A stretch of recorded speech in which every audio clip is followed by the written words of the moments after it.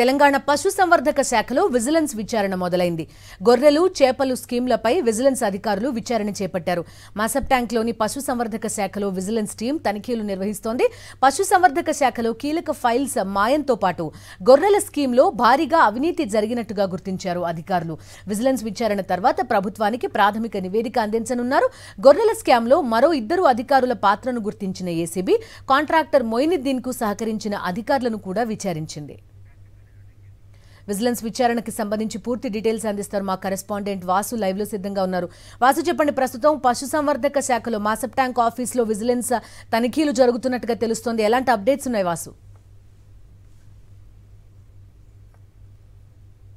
పశుసంవర్ధక శాఖలో జరిగిన అవినీతికి సంబంధించి తాజా ప్రభుత్వం విజిలెన్స్ విచారణకు ఆదేశించింది. వరుసగా ఏసీబీతో పాటు ప్రభుత్వానికి వస్తున్న ఫిర్యాదుల నేపథ్యంలో చేపల స్కామ్ తో పాటు గొర్రెల స్కామ్, ఆవులకు సంబంధించి పశుసంవర్ధక శాఖలో చాలా భారీ ఎత్తున నిధులు గోల్మాలయ్యే అంశానికి సంబంధించి కూడా పలు ఫిర్యాదుల నేపథ్యంలో ప్రస్తుతం విజిలెన్స్ విచారణ చేస్తా ఉంది. నిన్న ఈ రోజు మాసబ్ ట్యాంక్ లో ఉన్నటువంటి పశుసంవర్ధక శాఖ కార్యాలయంలో సోదాలు చేసింది. ఈ నేపథ్యంలో గొర్రెలు, చేపల స్కామ్ కు సంబంధించినటువంటి వ్యవహారంలో కూడా పలు ఫైళ్లు కనిపించకుండా పోయాయన్న అంశానికి సంబంధించి ఆధారాలు సేకరించింది.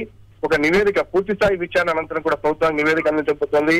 ఇప్పటికీ ప్రస్తుతం ఈ కేసులో ఏసీబీ విచారణ చేస్తున్న నేపథ్యంలో పలు అంశాలు వెలుగులోకి వచ్చాయి. ఇప్పటికే 4 అధికారులు అరెస్ట్ చేశారు. మరో 2 అధికారుల పాత్ర ఉందంటూ కూడా ప్రస్తుతం అధికారులు గుర్తించారు. ఆ కీలక వ్యక్తి ఎవరైతే ఉన్నారో లోలోనా కంపెనీ యజమాని మొయినుద్దీన్ సంబంధించి అతని కుమారుడు దుబాయ్ పారిపోయారు.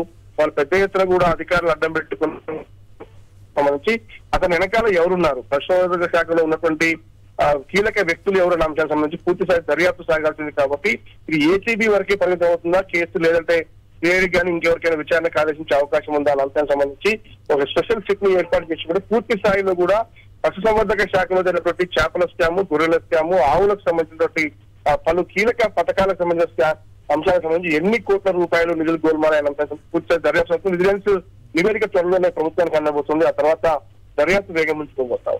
Okay Vasu, thank you.